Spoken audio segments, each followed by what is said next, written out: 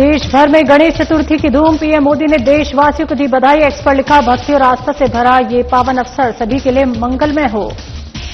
CM Rekha Gupta ने गणेश मंदिर में किए दर्शन। दिल्ली वासियों को दी गणेश चतुर्थी की शुभकामनाएं, कहा सुख समृद्धि की कामना की। और नई दिल्ली में रक्षा मंत्रालय और क्यूसीआई के बीच समझौता ज्ञापन पर किया हस्ताक्षर, कहा पूर्व सैनिकों की सेवाओं को बेहतर बनाने पर दिया जोर।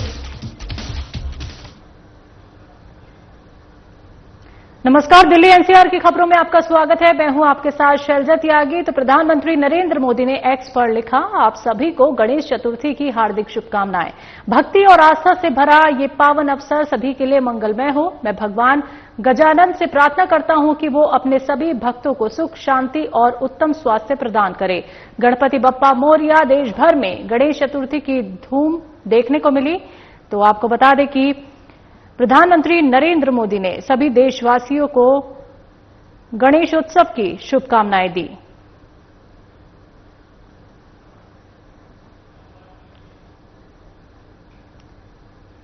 वहीं राष्ट्रपति द्रौपदी मुर्मू ने एक्स पर लिखा, देश विदेश में रहने वाले सभी भारतीयों को गणेश चतुर्थी की हार्दिक शुभकामनाएं। और ये महापर्व बुद्धि और विवेक के देवता भगवान श्री गणेश के जन्मोत्सव के रूप में हर्ष और उल्लास के साथ मनाया जाता है। तो विघ्नहर्ता भगवान श्री गणेश से प्रार्थना है कि वो व्यक्ति निर्माण और राष्ट्र निर्माण के मार्ग से समस्त विघ्नों को दूर करते रहें और उनके आशीर्वाद से सभी देशवासी पर्यावरण अनुकूल जीवन शैली अपनाते हुए एक सशक्त भारत के निर्माण हेतु समर्पित रहें। तो गणपति बप्पा मोरया के जगह जगह ये नारे लग रहे हैं। आपको बता दें कि प्रधानमंत्री नरेंद्र मोदी हो या फिर राष्ट्रपति द्रौपदी मुर्मू हो, सभी को इस पर्व की शुभकामनाएं दी हैं। दिल्ली की मुख्यमंत्री रेखा गुप्ता ने सोशल मीडिया एक्स पर ट्वीट किया, लिखा कि आज गणेश चतुर्थी के पावन अवसर पर कनॉट प्लेस स्थित श्री गणेश मंदिर में पूजा एवं दर्शन कर आशीर्वाद प्राप्त किया। मंगल मूर्ति गणपति के अनेक रूप जीवन में बुद्धि, विवेक, सफलता और समृद्धि का वरदान देते हैं। उनकी महिमा ही ऐसी है कि जहां विनायक विराजते हैं वहां आनंद, सौभाग्य और मंगल का वास होता है। हे गणपति बप्पा, दिल्ली के हर घर आंगन को अपने आशीष से आलोकित करें और सबके जीवन में नई सफलताएं, नई खुशियां भर दें।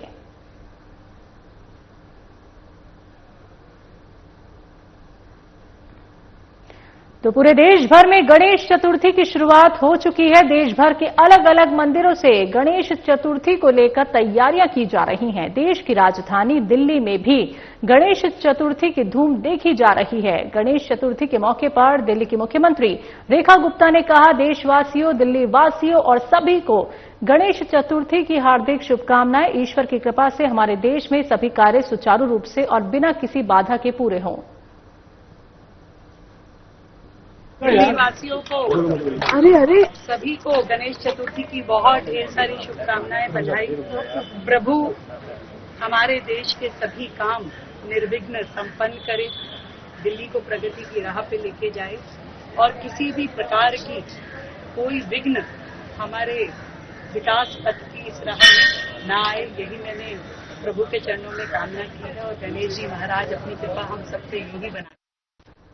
केंद्रीय गृह मंत्री अमित शाह ने ऑपरेशन सिंदूर और ऑपरेशन महादेव ने आतंक के आकाओं को स्पष्ट संदेश दिया है कि भारतीय नागरिकों की जान से खेलने का क्या परिणाम होता है। तो शाह ने साथ में यह भी कहा कि ऑपरेशन सिंदूर से लोगों को तसल्ली मिली और ऑपरेशन महादेव ने इस तसल्ली को आत्मविश्वास में बदला।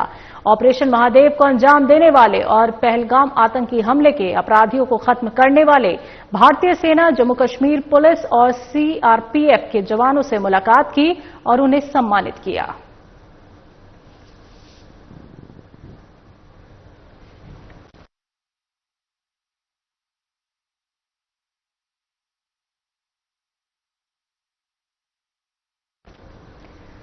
रक्षा मंत्रालय ने नई दिल्ली में क्यूसीआई के साथ एक समझौता ज्ञापन पर हस्ताक्षर किया है, जिसका उद्देश्य 63 लाख से अधिक पूर्व सैनिकों और उनके परिजनों के लिए पेंशन के साथ स्वास्थ्य देखभाल, पुनर्वास और कल्याण सेवाओं की आपूर्ति को मजबूत करना है।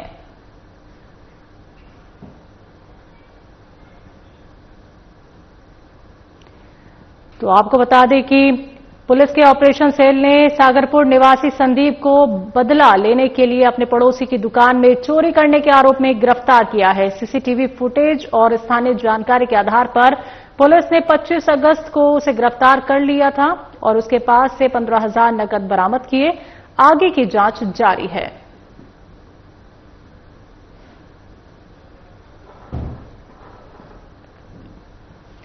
फिजी के प्रधानमंत्री सिटिवेनी राबुका ने राष्ट्रपति द्रौपदी मुर्मू से मुलाकात की। इस दौरान राष्ट्रपति मुर्मू ने कहा कि भारत प्रशांत क्षेत्र के द्वीपीय देशों के साथ अपने संबंधों और विकास साझेदारी को मजबूत करने के लिए प्रतिबद्ध है। उन्होंने ये भी कहा कि फिजी इस साझेदारी में एक विशेष साझेदार है। भारत और फिजी के बीच के रिश्ते द्विपक्षीय सहयोग, व्यापार और विकास परियोजनाओं के क्षेत्र में लगातार मजबूत हो रहे हैं।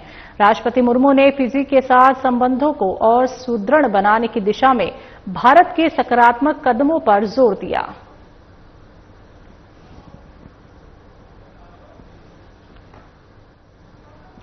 दिल्ली की मुख्यमंत्री रेखा गुप्ता ने सोशल मीडिया एक्स पर लिखा कि लोधी स्टेट स्थित सरदार पटेल विद्यालय में इलेक्ट्रिक स्कूल बस सेवा का शुभारंभ किया। इस अवसर पर माननीय उपराज्यपाल विनय कुमार सक्सेना जी और सांसद बांसुरी स्वराज की गरिमामयी उपस्थिति रही। सरदार पटेल विद्यालय ने इलेक्ट्रिक बस बेड़े में शामिल होकर प्रदूषण नियंत्रण की दिशा में एक प्रेरणादायी उदाहरण प्रस्तुत किया। इस कदम से बच्चों की यात्रा और भी सुरक्षित व आधुनिक होगी। साथ ही दिल्ली को स्वच्छ वायु और हरित भविष्य की राह मिलेगी।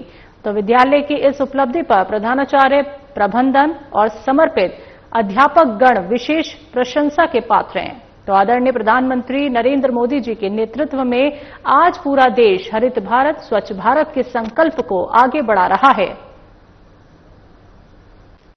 देश को इस पूरे विश्व की धरती का किंग बना दें, रानी बना दें। और आज जब मैं सरदार पटेल के इस प्रांगण में आकर के देख रही हूं कैसे छोटी से छोटी चीज को, छोटे से छोटे विषय को आपने इन बच्चों की रगों में डाला है। हजारों बच्चे हर साल यहां से अपना स्कूलिंग करके निकलते होंगे, पर आपने जिस शिद्दत के साथ इन बच्चों को तैयार किया है, आई एम श्योर कि ये सारे जितने भी आपके एलुमनाइज हैं देश में जहां जहां भी होंगे वहां पे जरूर मातृभूमि का और भारत माता का सम्मान बढ़ा रहे होंगे। भाई ये जो तुम ऐसे कर रहे हो ना, डोज नहीं मिल रही। हम नेताओं को एक बार ताली सुनने की आदत होती है।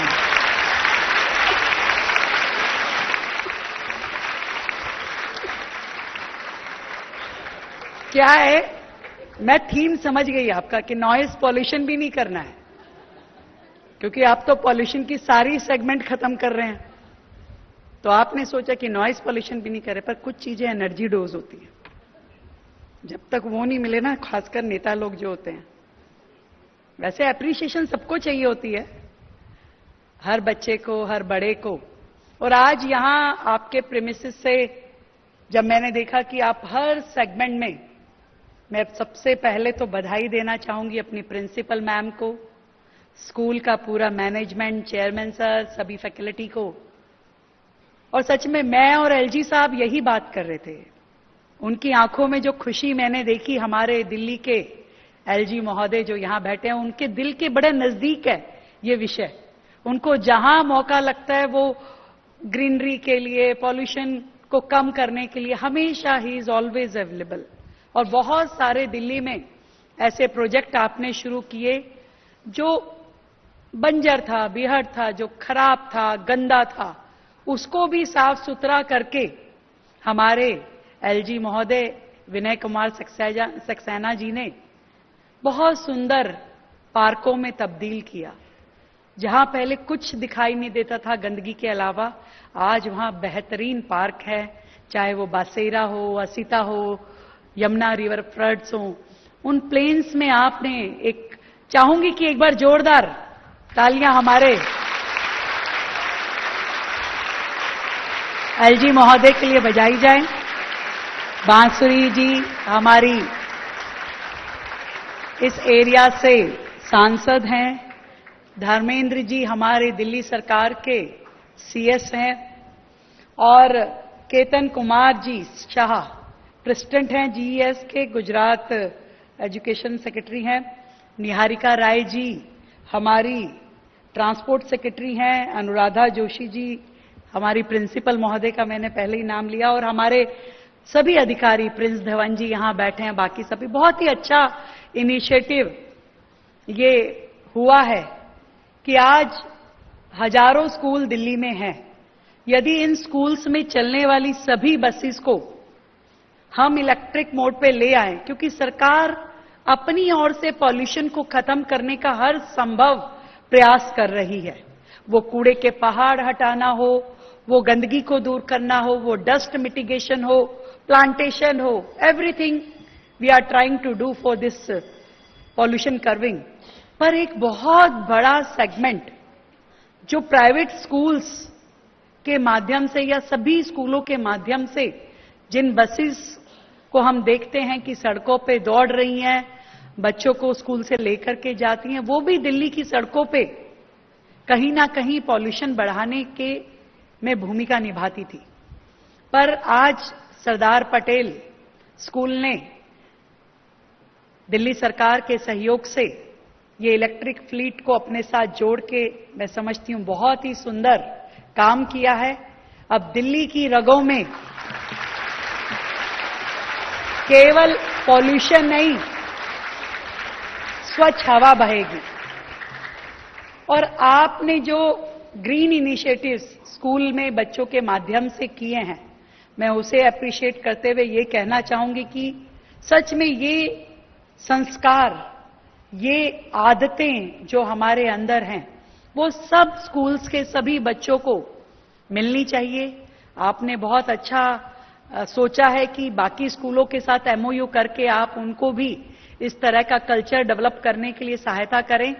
और हम भी दिल्ली सरकार की ओर से आज ये तय करते हैं, जो मेरे मन में आया, कि पूरे दिल्ली के हर स्कूल के लिए हम ऐसे कॉम्पिटिशन्स अरेंज करेंगे कि जहां वो अपने स्कूल्स के बच्चों को किस तरीके के नेचर के साथ जोड़ते हुए प्रगति और प्रकृति को जुड़ करके चलना पड़ेगा, ये सोच, ये विजन वो बच्चों में किस तरीके से डाल रहे हैं, वो नेचर को प्रिक्योर करने के लिए क्या काम कर रहे हैं, सस्टेनेबिलिटी के लिए क्या क्या काम कर रहे हैं, ऐसा एक मुहिम, एक कंपटीशन हम हर स्कूल में चाहेंगे करें। क्योंकि मेरा सच में ये मानना है कि जो संस्कार बच्चों को स्कूल से मिलते हैं, जो आपके स्कूल की टीचर आपको बहुत ही छोटे लेवल से समझा देती है कि आपको क्या करना है और क्या नहीं करना है, वही आपके जीवन का आधार है, वही आपको आगे तक लेकर के जाता है और लाइफ लॉन्ग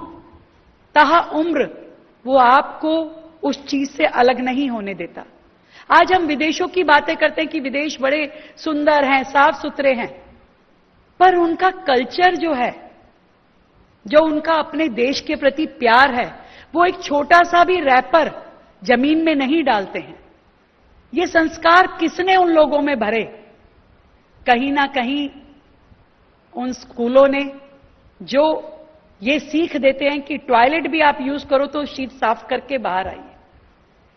आपको हर बच्चे को इस तरीके से तैयार करना होगा कि उसके लिए अपनी सोसाइटी, अपना देश, अपना नेचर, सबसे उसे प्यार हो। और देशभक्ति के मायने अब यही हैं।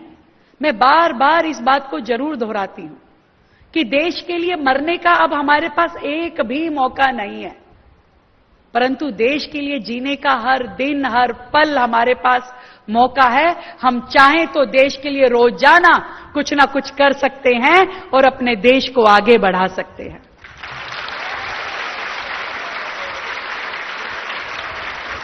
बहुत सुंदर इनिशिएटिव आप सभी के, हमारे ट्रांसपोर्ट विभाग ने आज जो ये पहल की है कि दिल्ली के स्कूल को, सरदार वल्लभ भाई पटेल स्कूल को पूरी तरीके से इलेक्ट्रिक फ्लीट पर लेके आना, और इसी प्रयास को बाकी सब स्कूलों तक भी हम पहुंचाएं, वो अपने इनिशिएटिव को, बसों को इलेक्ट्रिक करें, और धीरे धीरे सोसाइटी में हर व्यक्ति ये समझे कि मेरे माध्यम से मैं अपने शहर को कहीं गंदा तो नहीं कर रहा, कहीं मैं प्रदूषित तो नहीं कर रहा।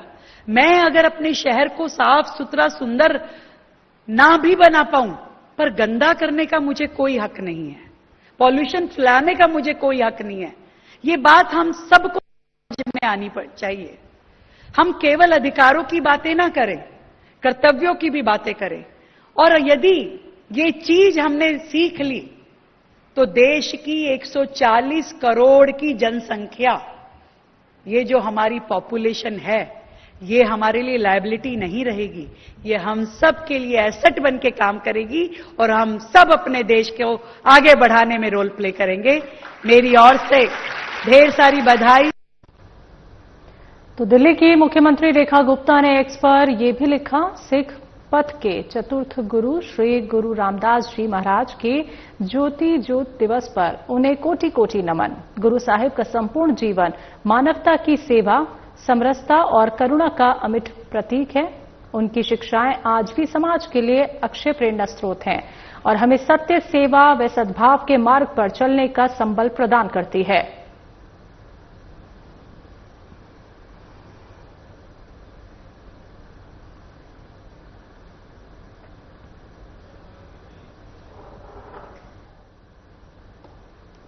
दिल्ली की मुख्यमंत्री रेखा गुप्ता ने राष्ट्रीय स्वयंसेवक संघ के सरसंघ संचालक डॉक्टर मोहन भागवत से भेंट की और उनका मार्गदर्शन प्राप्त किया। इस मुलाकात को उन्होंने प्रेरणादायक बताते हुए कहा कि डॉक्टर भागवत की सरलता और ओजस्वी विचार उन्हें राष्ट्रीय हित में निरंतर सेवा और कर्म के लिए प्रेरित करते हैं। मुख्यमंत्री रेखा गुप्ता ने कहा कि राष्ट्रीय स्वयंसेवक संघ विश्व का सबसे बड़ा गैर राजनीतिक संगठन है, जो संस्कार, समर्पण और राष्ट्र निष्ठा की विराट परंपरा का प्रतीक है। उन्होंने आगे कहा कि संघ की तपस्या और अनुशासन समाज और दिल्ली के उज्जवल भविष्य का आधार है। रेखा गुप्ता ने कहा कि संघ ने भारत माता की सेवा को जीवन का सर्वोच्च ध्येय बनाया है और इसी भावना से प्रेरणा लेते हुए वो भी दिल्ली के विकास और समाज सेवा के कार्यों में जुटी हैं।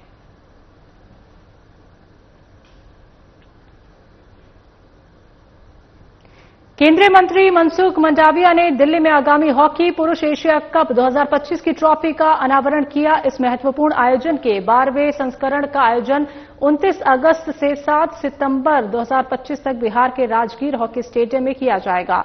इस ट्रॉफी का अनावरण करते हुए मनसुख मंडाविया ने कहा कि हॉकी एशिया कप एशिया के सबसे प्रतिष्ठित और सम्मानित टूर्नामेंट्स में से एक है और ये भारतीय हॉकी के लिए एक बड़ी उपलब्धि है। उन्होंने इस टूर्नामेंट के सफल आयोजन के लिए बिहार राज्य के प्रशासन और आयोजकों की सराहना की।